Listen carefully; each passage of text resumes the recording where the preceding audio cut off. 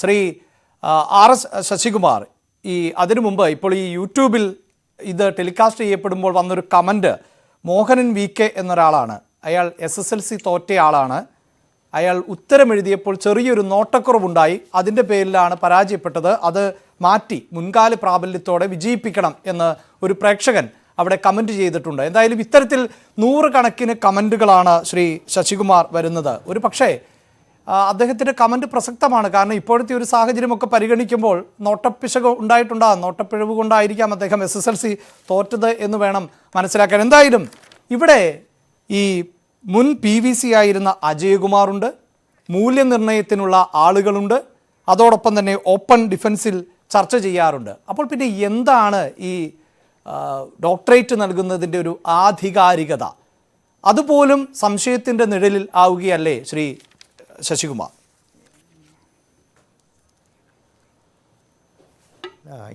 ഇന്നത്തെ നമ്മുടെ ടൈറ്റിൽ തന്നെ തിരുത്തിയാൽ തീരുമോ എന്നുള്ളതാണ്.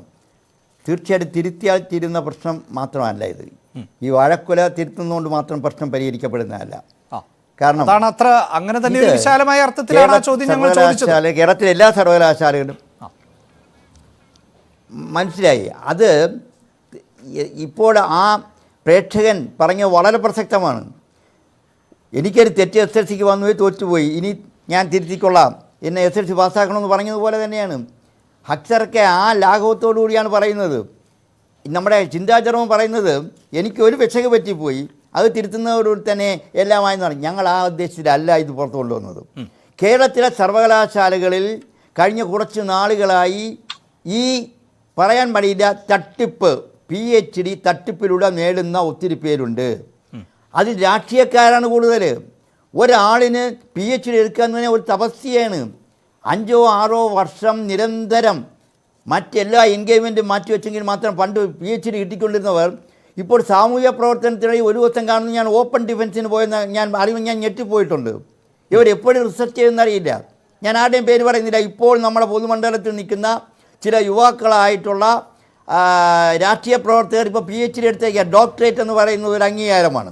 പോട്ടെ, അതാണ് ഞങ്ങളിപ്പോൾ ഇതെല്ലാം പരിശോധിക്കാൻ പ്രേരിപ്പിച്ചത്. ഞങ്ങളെല്ലാം പരിശോധിച്ചുകൊണ്ടിരിക്കുകയാണ്. ഞങ്ങൾ ഈ അടുത്ത കാലത്ത് PhD എടുത്ത പ്രത്യേകിച്ച് രാഷ്ട്രീയ നേതാക്കളുടെ PhD മുഴുവനും ഡൗൺലോഡ് ചെയ്തിരിക്കുകയാണ്. അത് വരുന്ന ദിവസങ്ങളിൽ പുറത്ത് വരും. പക്ഷേ ഇപ്പോഴേ ചിന്താചരം ഇന്ന് പത്രക്കുറിപ്പ് പറഞ്ഞ എന്താ, എനിക്കൊരു പിഴവ് പറ്റി, എന്തായാലും സാധാരണ എവിടെ പിഴവ് പറ്റുന്നതൊന്നും അംഗീകരിക്കാറില്ല, അത് വലിയ സ്വാധാരണമാണ്, അത്രയെങ്കിലും ചെയ്തു. പക്ഷേ ഇവരുടെ തെറ്റിനെക്കുറിച്ച് പറയട്ടെ. ഇതിനകത്ത് ഈ വാഴക്കുല എഴുതിയിരിക്കുന്ന ഈ പർട്ടിക്കുലർ പാരഗ്രാഫ് ഇതെല്ലാം തന്നെ ബോധി കോമൺസിൻ്റെ വെബ്സൈറ്റിൽ നിന്ന് എടുത്തതാണ്.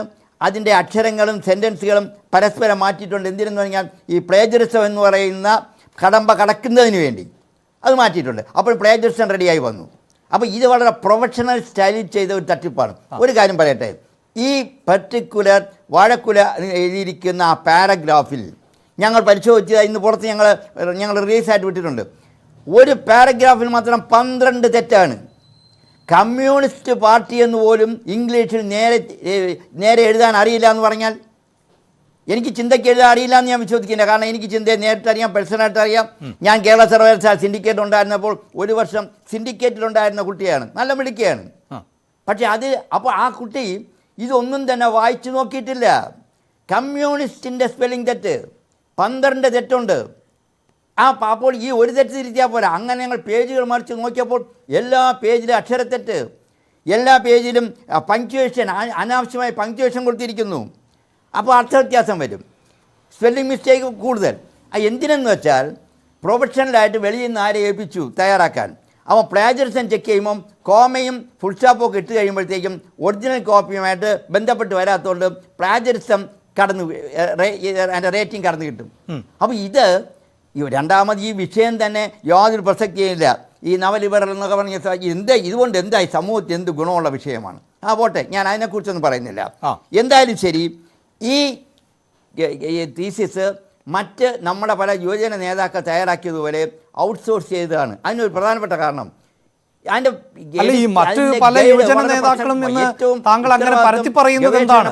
അതൊരു ആക്ഷേപമല്ലേ ശ്രീ ശശികുമാർ? ഈ ഡോക്ടറേറ്റ് ഉള്ള ഒരുപാട് ആളുകളില്ലേ? പറയാം, ആക്ഷേപമല്ല, എനിക്കറിയാം. അടിക്കാമെന്ന് പറയാം. ഞാൻ ചോദിട്ടെ, എടുത്ത് തീസ് ഞങ്ങൾ പരിശോധിച്ചുകൊണ്ടിരിക്കുക. ഈ അടുത്ത കാലത്ത് ഒരു ദിവസം പോലും ആ ഡിപ്പാർട്ട്മെൻറ്റ് വന്നിട്ടില്ല. അറ്റൻഡൻസ് ഉണ്ട്. ഡോക്ടർ ഷിജു ഖാന്, ഞങ്ങൾക്ക് അതിനകത്ത് സംശയമുണ്ട്.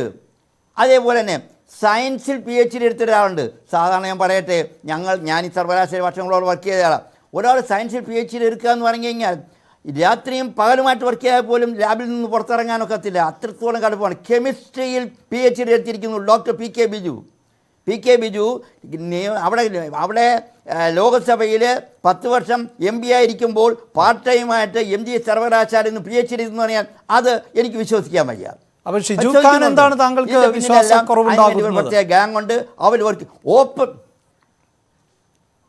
എന്തോ ഷിജു ഖാനിൽ എന്താണ് ഒരു വിശ്വാസക്കുറവ്? കേട്ടില്ല.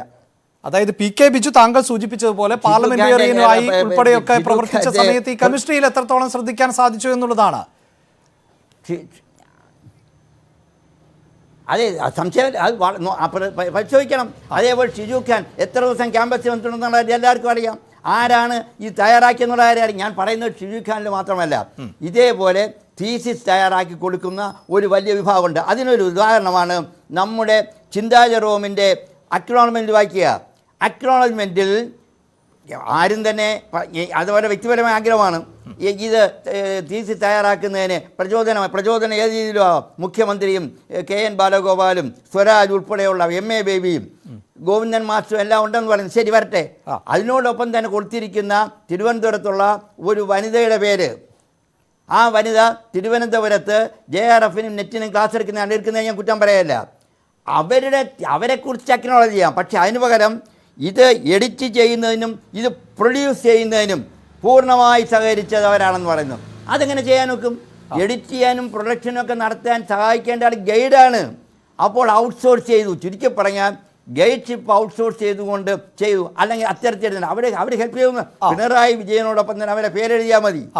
അപ്പോൾ ഈ തരത്തിൽ ചെയ്തേക്കുന്ന ചുരുക്കത്തിൽ ഞാൻ പറയട്ടെ, ഈ തീസിസ് എന്ന് പറയുന്നത് നമ്മുടെ ചിന്താ ജെറോം ജിമിക്കി കമൽ എന്ന് പറയുന്ന ലാഘവത്തോടുകൂടി വെറും മൈതാന പ്രസംഗമാണ് ആ തീസിസ് മുഴുവനും.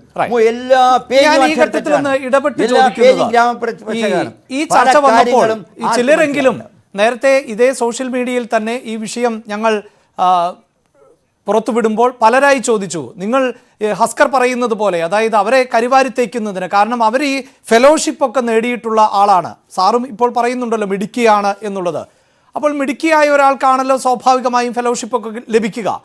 അങ്ങനെ ഒരാൾ ഇങ്ങനെ ചെയ്ത് ഡോക്ടറേറ്റ് നേടേണ്ട സാഹചര്യം എന്താണ്? അപ്പോൾ അവരെ നമ്മൾ മോശമായി കാണേണ്ടതുണ്ടോ, അല്ലെങ്കിൽ കഴിവ് കുറഞ്ഞ ആളായൊക്കെ കാണേണ്ടതുണ്ടോ എന്നതാണ് സംശയമായി ഉന്നയിക്കുന്നത്. അല്ല ഞാൻ പറയാം, ഒരു വിദ്യാർത്ഥിയായിട്ട് പഠിച്ചുകൊണ്ടിരുന്നു കഴിഞ്ഞാൽ തീർച്ചയായിട്ടും ആ കുട്ടിക്ക് PhD എടുക്കാനുള്ള കഴിവുണ്ട്. പക്ഷേ പ്രവർത്തന മേഖല മറ്റൊന്നാവുമ്പോൾ ഇത് ഒരു പാർട്ട് ടൈം ബിസിനസ്സായി മാറുമ്പോൾ ഇതൊക്കെ സംഭവിക്കും. ഞാൻ അവരെ മാത്രം കുറ്റം പറയല്ല. PhD എടുക്കുന്നുണ്ട്.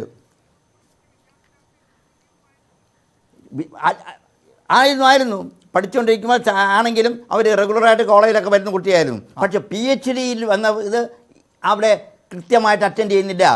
2, ഞാൻ വേറൊരു കാര്യം കൂടെ പറയട്ടെ. നമ്മുടെ ഈ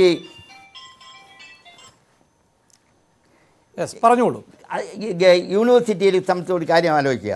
PhD വാങ്ങുന്നതിന് ഉള്ള നേരത്തെ പറഞ്ഞ ഓപ്പൺ ഡിഫൻസ്, ഈ ഓപ്പൺ ഡിഫൻസ് എല്ലാം വെറും ഫാൾസാണ്. ഓപ്പൺ ഡിഫൻസിന് നേരത്തെ ഹസ്കർ പറഞ്ഞ പോലെ തീസിസ് നേരത്തെ ലൈബ്രറിയിൽ ഏൽപ്പിച്ച് ഒരാഴ്ചയ്ക്ക് മുമ്പ് പരിശോധിക്കണം. ആരും പരിശോധിക്കാൻ വരാറില്ല. നമുക്ക് വേണ്ടപ്പെട്ടവരെ വിളിച്ചുകൊണ്ട് വന്ന് അതിന് കുടുംബസമേതമാണ് വരുന്നത്. കുടുംബസമേതം വന്ന് കാപ്പി ഒളിച്ച് പിരിയുന്നതാണ് ഓപ്പൺ ഡിഫൻസ്. 2, ഇതിന് ഇവാലുവേഷൻ അയക്കുന്നത് ഗൈഡ് കൊടുക്കുന്ന പാനലാണ്. ഗൈഡ് കൊടുക്കുന്ന പാനലിൽ നിന്നും വൈസ് ചാൻസലർ വളരെ രഹസ്യമായി പാനൽ മെമ്പേഴ്സിനെ അയക്കണമെന്ന് പറയുമ്പോൾ കഴിഞ്ഞ കുറച്ച് നാളുകളായിട്ട് വൈസ് ചാൻസലറുള്ള രാഷ്ട്രീയ സ്വാധീനത്തിൻ്റെ അടിസ്ഥാനത്തിൽ ഉദ്ദേശിക്കുന്ന ആൾക്കാർക്ക് വാല്യുവേഷൻ അയക്കുകയും ആ ഇവാലുവേറ്റർക്ക് ഗൈഡ് റിപ്പോർട്ട് എഴുതി അയച്ചു കൊടുക്കുന്ന സംഭവങ്ങൾ കേരള സർവകലാശാലയിലുണ്ട്. എനിക്കറിയാം. ഇവാലുവേറ്റർക്ക് എന്തായിരിക്കണം റിപ്പോർട്ട് എന്നുള്ളത് ഇവിടെ നിന്ന് എഴുതി കൊടുക്കുന്നു. ഇത്തരത്തിലുള്ള വ്യാപകമായ തട്ടിപ്പ് നടക്കുന്നെങ്കിൽ എൻ്റെ വ്യക്തമായ ഞങ്ങളുടെ അഭിപ്രായം, കഴിഞ്ഞ 10 വർഷം നടന്ന കേരളത്തിലെ സർവകലാശാലയിൽ നൽകിയ എല്ലാ PhDകളും ഒരു അക്കാഡമിക് ഓഡിറ്റിന് വിധേയമാക്കിയാൽ ഇത്തരത്തിലുള്ള കള്ളനാണയങ്ങൾ പുറത്തു വരും. ഒരു കാര്യം കൂടെ പറയട്ടെ, ഇപ്പോൾ ഞങ്ങളൊരു ആരോപണമായിട്ട് പറഞ്ഞെങ്കിലും നമ്മുടെ ചിന്ത ഒരു കാര്യം ചെയ്യുക. ചിന്ത ഒരു പൊതു രംഗത്ത് നിൽക്കുന്ന കുട്ടിയാണ്. അത് നിഷ്പക്ഷമായി ആളുകൾക്ക് സംശയം ഉണ്ടാകാതിരിക്കണമെങ്കിൽ ഒരു നിഷ്പക്ഷമായ അന്വേഷണം നടത്തുവാൻ ആവശ്യപ്പെടേണ്ടത് ചിന്തയാണ്, ഞങ്ങളല്ല. അതിനോടുകൂടി സത്യസന്ധമായിട്ട് വരട്ടെ, കളമില്ലെന്ന് പറയട്ടെ. ഞങ്ങൾ കൊണ്ടുവരുന്ന ആരോപണമാണെന്ന് പറയാം. അതിന് ചിന്ത